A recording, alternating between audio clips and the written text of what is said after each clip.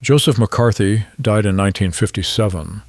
His name remains one of the most recognizable in 20th-century American history. His methods gave birth to a term that outlived him. But this video is not about McCarthyism. It is not about Senate hearings, blacklists, or the Red Scare. This is about something quieter and more personal. What happened to his child after the spotlight vanished? The question itself contains a correction. Joseph McCarthy did not have children, plural. He had one child, adopted. She lived a life almost entirely removed from public view. Her story is not dramatic. It does not contain revelations or scandals. What it contains is silence, distance, and a deliberate retreat from the legacy she inherited by name alone.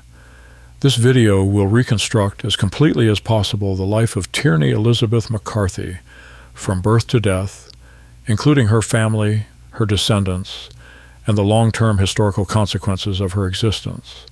No speculation, no myth-busting theatrics, a factual, chronological reconstruction of a life lived in the shadow of history. Joseph McCarthy married to Jean Kerr on September 29, 1953.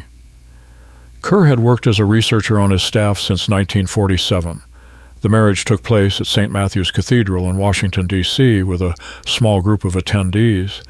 McCarthy was 44 years old. Kerr was in her early 30s. The union occurred at the height of McCarthy's political power, months before the Army McCarthy hearings that would begin his downfall. The marriage was legally valid and publicly recognized. There is no evidence of prior marriages for either party. Jean Kerr McCarthy remained his wife until his death. The couple did not have biological children. This fact became significant later, though it was not initially the subject of public speculation. McCarthy's public persona centered on anti-communism, not family life. His personal relationships were rarely the focus of press coverage during his Senate career. By the mid-1950s, Joseph and Jean McCarthy had been married for several years without producing biological children. At the time, cultural expectations around political families often included children. McCarthy's opponents occasionally raised questions about his personal life, though these remained peripheral to larger political battles. There is no public record indicating why the couple did not have biological children. Medical records are not available. Statements from the couple on this matter do not exist in accessible archives. What is known is that by late 1956, the McCarthys pursued adoption. This decision was not publicly announced in advance. The adoption itself was not made public until after it was legally finalized. The absence of biological children did not become a defining feature of McCarthy's public image during his lifetime. It became relevant only after the adoption, and even then, only minimally. Public attention to McCarthy in 1956 and 1957 focused on his declining political influence and deteriorating health, not his family planning. Tierney Elizabeth was born on January 5, 1957. She was born in the United States. The identity of her biological parents has never been publicly disclosed. No birth certificate with her original name has been made available to researchers. No adoption agency records identifying her biological family have been released. This absence of information is not unusual for adoptions of that era. Closed adoptions were standard practice in the 1950s. Records were sealed by law. Biological parents often relinquished children with the expectation of permanent anonymity. Adoptive parents received children with minimal background information. What is known is limited to the adoption itself. Tierney was a newborn or very young infant when the McCarthys adopted her. The adoption process began shortly after her birth. The legal finalization occurred within weeks.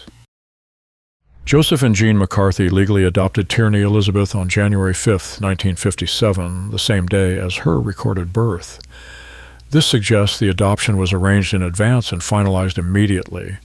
Adoption proceedings in the 1950s typically required home studies, legal petitions, and court approval. The speed of this adoption indicates it was facilitated through a private arrangement likely involving an attorney or adoption agency with connections to the McCarthys. The adoption took place in Wisconsin or Washington, D.C. Exact jurisdiction is not specified in available records. Jean Kerr McCarthy handled most of the logistical arrangements. Joseph McCarthy's health was already declining by this point, which may have limited his direct involvement. The adoption was legal and permanent. Tierney became the legal daughter of Joseph and Jean McCarthy. She was given the surname McCarthy. Her birth certificate was reissued with Joseph and Jean listed as her parents. This was standard procedure for adoptions of that period. Upon adoption, Tierney Elizabeth McCarthy became Joseph McCarthy's legal daughter.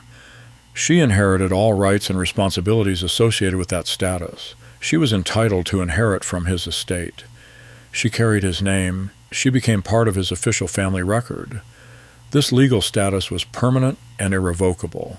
Adoption in the 1950s created a legal parent-child relationship identical to biological parentage. Tierney's adopted status did not diminish her legal standing as McCarthy's child. She was, in every legal sense, his daughter. Her family status also extended to Jean Kerr McCarthy, who became her legal mother. Jean's role in Tierney's life would prove far more significant than Joseph's, given the timing of the adoption and subsequent events. Tierney's legal identity as a McCarthy was established on January 5, 1957, and remained unchanged until her marriage decades later. The adoption was not announced publicly at the time it occurred. No press release was issued. No photographs were released. Joseph McCarthy did not make statements to the media about becoming a father. Jean Kerr McCarthy did not give interviews about the adoption. This silence was deliberate. By January 1957, McCarthy's political career was effectively over. He had been censured by the Senate in December 1954. His influence had collapsed. His health was failing. The adoption of a newborn daughter was a private family matter occurring at a time when McCarthy had largely withdrawn from public life. The press, which had once covered McCarthy intensively, showed little interest in his personal affairs by 1957. He was no longer a figure of major political significance. The adoption went largely unnoticed. When Tierney's existence became known later, it was treated as a minor footnote, not a major story. Joseph McCarthy's health deteriorated rapidly in 1956 and early 1957. He suffered from alcoholism, which had worsened following his censure. He was hospitalized multiple times in 1956. His liver function was severely compromised. Medical professionals treating him understood that his condition was terminal. By the time Tierney was adopted, McCarthy was essentially dying. He was 57 years old. His physical decline was visible to colleagues and family members. He continued to appear occasionally in public, but his capacity for sustained activity was limited. The timing of the adoption during this period of decline has been noted by historians. Some have suggested the adoption was intended to provide McCarthy with a sense of legacy or continuity. Others have suggested it was Jean's decision, made independently or with McCarthy's passive consent. No direct evidence clarifies the motivation. Joseph McCarthy died on May 2, 1957, at Bethesda Naval Hospital in Maryland. The official cause of death was listed as acute hepatitis. The underlying cause was liver failure related to chronic alcoholism. He was 58 years old. His death occurred less than 4 months after Tierney's adoption. The funeral was held at St. Mary's Church in Appleton, Wisconsin. He was buried at St. Mary's Cemetery. The funeral was attended by political allies, family members, and former colleagues. Media coverage was extensive but focused on his political legacy, not his family. Tierney was not present at the funeral. She was 4 months old. Jean Kerr McCarthy attended with other family members. Tierney's existence was mentioned in some obituaries, but only in passing. She was identified as his adopted daughter. No photographs of her were published. Tierney Elizabeth McCarthy was approximately 4 months old when Joseph McCarthy died. She had no memory of him. She never knew him as a father in any functional sense. Her entire relationship to Joseph McCarthy was posthumous, mediated through historical records, family stories, and public memory. This fact is central to understanding her life. She was not raised by Joseph McCarthy. She did not experience his presence, his personality, or his influence. She was raised by Jean Kerr McCarthy and, later, by Jean's second husband. Her connection to Joseph McCarthy was legal and genealogical, but not experiential. The absence of any lived relationship between father and daughter shaped everything that followed. Tierney inherited a name and a legacy, but not a parent. Her identity as McCarthy's daughter was historical, not personal. After Joseph McCarthy's death, Jean Kerr McCarthy became a widow with a 4-month-old daughter. She inherited McCarthy's estate, which included property, savings, and debts. The estate was not large. McCarthy had spent heavily during his political career and had not accumulated significant wealth. Jean remained in the Washington, D.C. area. She continued working as a writer and researcher. She maintained connections with former McCarthy allies and with Republican political circles. She did not remarry immediately. She focused on raising Tierney and managing the household. The immediate aftermath was not publicly documented. Jean did not give interviews. She did not publish memoirs. The household's daily functioning, Tierney's early care, and Jean's emotional state are not recorded in accessible sources. What is known is that Jean chose to raise Tierney privately, away from media attention. Jean Kerr McCarthy raised Tierney as a single mother for the first several years of her life. She was in her mid-30s when McCarthy died.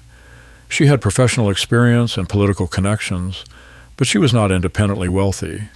She worked to support herself and Tierney. Jean's approach to motherhood emphasized privacy. She did not seek public sympathy as the widow of Joseph McCarthy. She did not leverage Tierney's status as McCarthy's daughter for financial or social advantage. She avoided interviews and public appearances related to her late husband. This deliberate withdrawal from public life set the pattern for Tierney's childhood. Jean's decision to shield Tierney from attention was consistent and sustained. It was not a temporary response to grief, but a long-term strategy for managing the McCarthy legacy. Tierney. Elizabeth McCarthy did not appear in public photographs as a child. She did not attend political events. She was not enrolled in schools that would have drawn media attention. Jean Kerr McCarthy ensured that Tierney's childhood was as normal and private as possible. This shielding was intentional. By the late 1950s and early 1960s, Joseph McCarthy's reputation was undergoing reassessment. McCarthyism was being critiqued in public discourse, academia, and popular culture. The name McCarthy carried significant negative associations. Jean understood that public exposure would subject Tierney to scrutiny and judgment. The decision to shield Tierney was protective, not secretive. Jean did not hide Tierney's existence. She simply refused to make her available for public consumption. This approach was effective. Tierney grew up without becoming a public figure. By the 1960s, the name McCarthy was widely associated with reckless accusations, political persecution, and abuse of power. Joseph McCarthy's methods and legacy were being condemned in schools, universities, and mainstream media. The term McCarthyism was entering the lexicon as a pejorative. Tierney inherited this name at birth. She carried it throughout her early childhood. The name identified her as the daughter of one of the most controversial figures in American history. This was not a neutral inheritance. It was a liability. Jean Kerr McCarthy understood this. She did not publicly discuss the burden the name placed on Tierney. She did not attempt to rehabilitate Joseph McCarthy's reputation for Tierney's sake. She simply raised Tierney away from context where the name would define her. Jean Kerr McCarthy remarried in the mid-1960s. Her second husband was G. Joseph Manetti, a lawyer and government official. Manetti had no prior connection to Joseph McCarthy. He was not involved in McCarthy's political career. The marriage was private and did not attract media attention. Manetti became Tierney's stepfather. He played a significant role in her upbringing. The family lived in the Washington, D.C. area. Manetti provided stability and normalcy. His presence allowed Tierney to grow up in a household that was not defined by Joseph McCarthy's legacy. The remarriage marked a transition for Tierney. She gained a father figure who was present and involved. Her childhood from that point forward was shaped more by Manetti than by the memory of Joseph McCarthy. At some point after Jean's remarriage, Tierney's surname was changed from McCarthy to Manetti. This change was legal and permanent. It reflected her adoption by her stepfather or simply her assumption of his name as part of the blended family. The name change was significant. It severed Tierney's public connection to Joseph McCarthy. She was no longer immediately identifiable as McCarthy's daughter. She became Tierney Manetti, the stepdaughter of a lawyer, not the adopted daughter of a disgraced senator. This change allowed Tierney to navigate adolescence and young adulthood without the burden of the McCarthy name. It was a practical decision that protected her privacy and her future. The change was not publicized. It occurred quietly as part of the family's ongoing effort to live privately. G. Joseph Manetti raised Tierney as his daughter. He provided financial support, guidance, and stability. He was present during her adolescence and young adulthood. His role in her life was parental, not merely supportive. Manetti did not publicly discuss his relationship with Tierney. He did not give interviews about being the stepfather of Joseph McCarthy's daughter. He maintained the same privacy that Jean had established. His approach reinforced the family's commitment to keeping Tierney out of the public eye. Tierney's relationship with Manetti is not documented in accessible sources. No letters, interviews, or memoirs describe their interactions. What is known is that Manetti remained part of Tierney's life until his death. His role was consistent and enduring. Tierney came of age during the 1970s, a period when Joseph McCarthy's legacy was being thoroughly reassessed and condemned.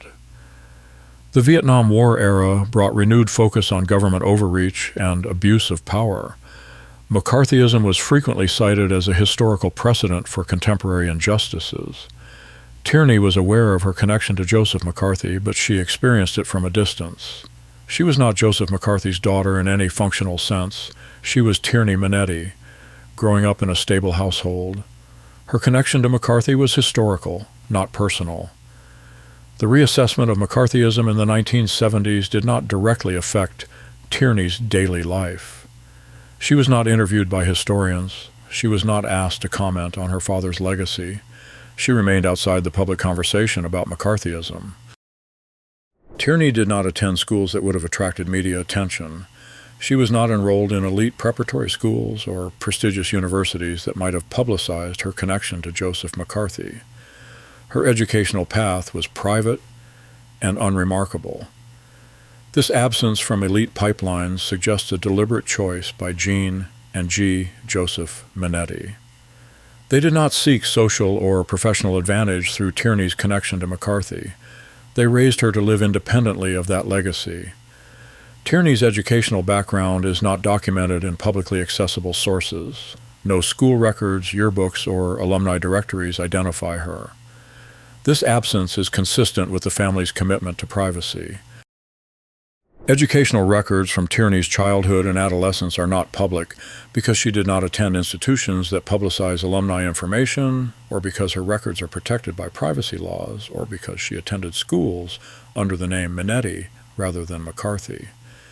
The absence of records is not unusual. Many individuals who live private lives leave no public educational trail. Tierney's lack of public educational records reflects her family's success in keeping her out of the public eye. This absence does not indicate anything negative about her education. It simply reflects the family's priorities. Tierney was educated, but her education was private. Tierney entered adulthood in the late 1970s or early 1980s. She did not pursue a career in politics. She did not work in government. She did not become involved in conservative political movements that might have claimed Joseph McCarthy as a predecessor. Her life as an adult was entirely separate from her father's legacy. She lived in Maryland. She worked in professions that are not documented in public sources. She maintained the privacy that had defined her childhood. Tierney's decision to live outside politics and public life was consistent with how she was raised. She had no personal connection to Joseph McCarthy. She had no obligation to defend or extend his legacy. She chose a private life. Tierney's professional life is not documented in publicly accessible sources. No employment records, professional directories, or public databases identify her career. This absence suggests she worked in fields that do not require public registration, or that she worked under her married name. The lack of information about her career is consistent with her overall privacy. Tierney did not seek public recognition. She did not leverage her connection to Joseph McCarthy for professional advantage. She worked, but her work was private. This absence of information is not unusual for individuals who live private lives. Many people work, raise families, and contribute to their communities without leaving public records. Tierney was one of them. Throughout her adult life, Tierney avoided media contact. She did not give interviews about Joseph McCarthy. She did not participate in documentaries or historical projects. She declined requests from journalists and researchers. This avoidance was deliberate and sustained. Tierney understood that any public statement about Joseph McCarthy would subject her to intense scrutiny. She chose silence.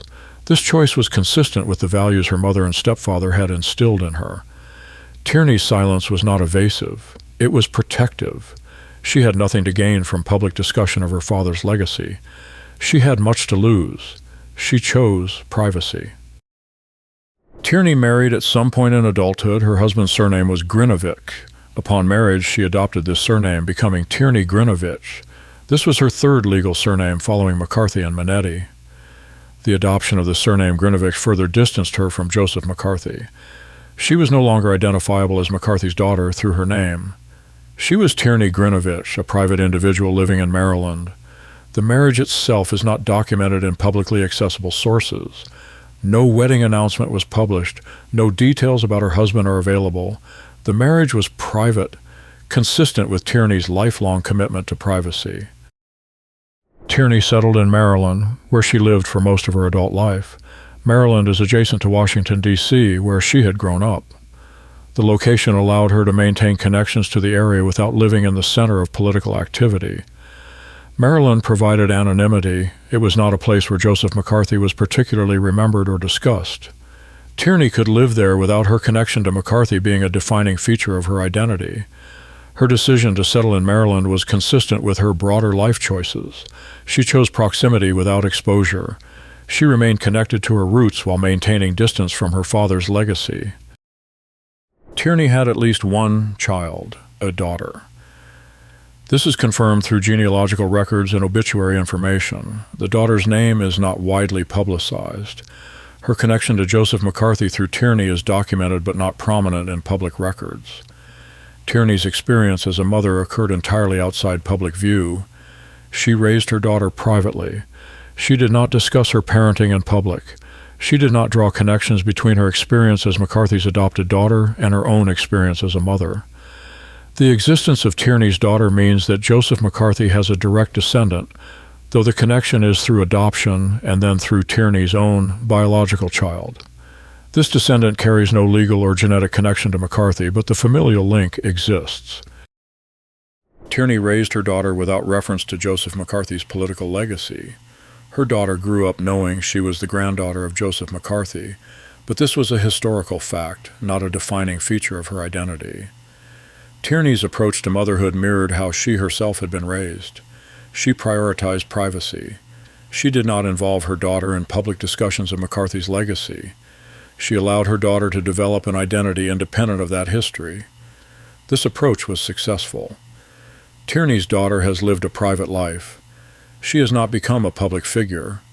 The McCarthy legacy, by the time it reached her generation, had become purely historical.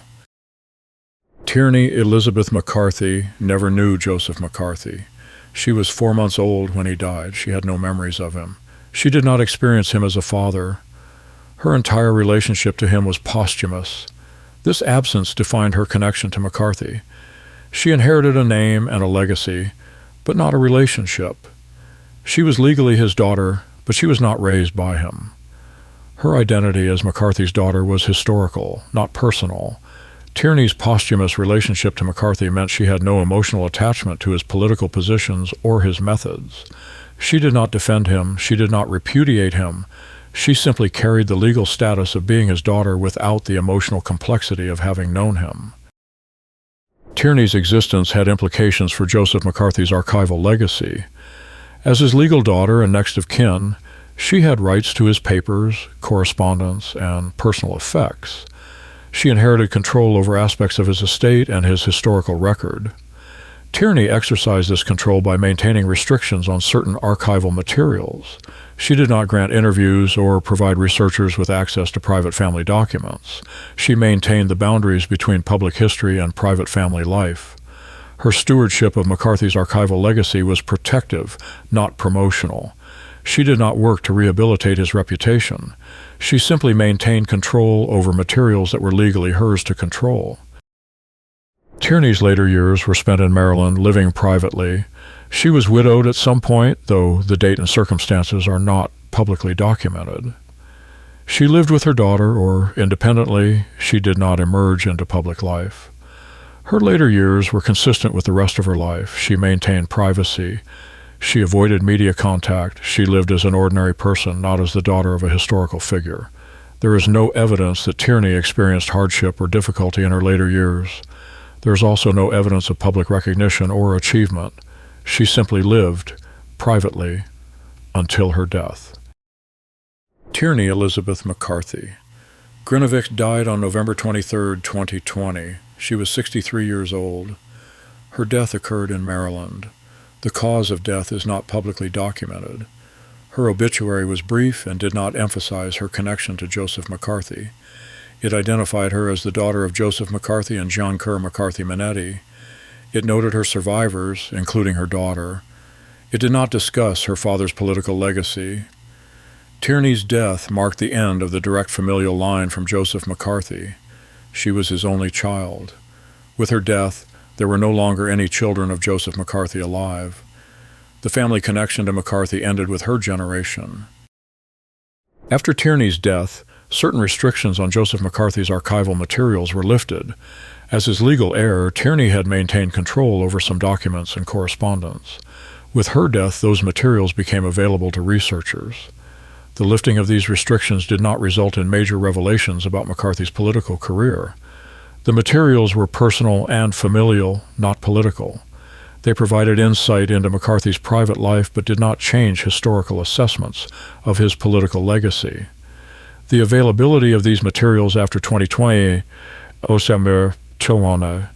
allows for a more complete understanding of McCarthy as a person, not just a political figure.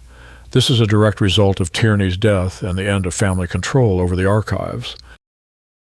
With Tierney's death, direct family stewardship of Joseph McCarthy's legacy ended. McCarthy's daughter was gone. His widow had died years earlier. His siblings and their descendants had no legal claim to his papers or estate. The end of family stewardship means that McCarthy's legacy is now entirely in the hands of historians, archivists, and the public.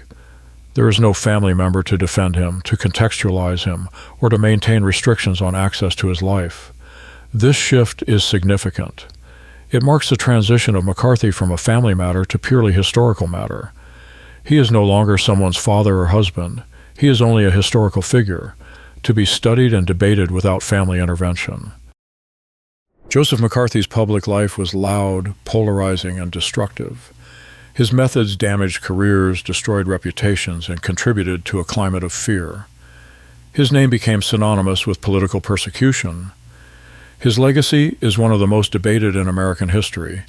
His child's life was defined almost entirely by absence. Tierney Elizabeth McCarthy knew nothing of her father except what history recorded. She lived privately, deliberately, and successfully. She raised a family, worked, and died without becoming a public figure. The contrast between father and daughter is complete. Where Joseph McCarthy sought attention, Tierney avoided it. Where he courted controversy, she maintained silence. Where his life was public, hers was private. Tierney's life answers the question posed at the beginning of this video: what happened to Joseph McCarthy's child? She lived. She avoided the spotlight. She raised a family. She maintained her privacy. She died at 63, having successfully lived a life entirely separate from the legacy she inherited. Her story is not dramatic. It does not contain revelations. What it contains is a sustained, lifelong commitment to privacy and normalcy. Tierney Elizabeth McCarthy. Grinovich was Joseph McCarthy's only child. She is no longer alive. The direct family line from Joseph McCarthy has ended. His legacy remains, but it is no longer a family matter. It is history.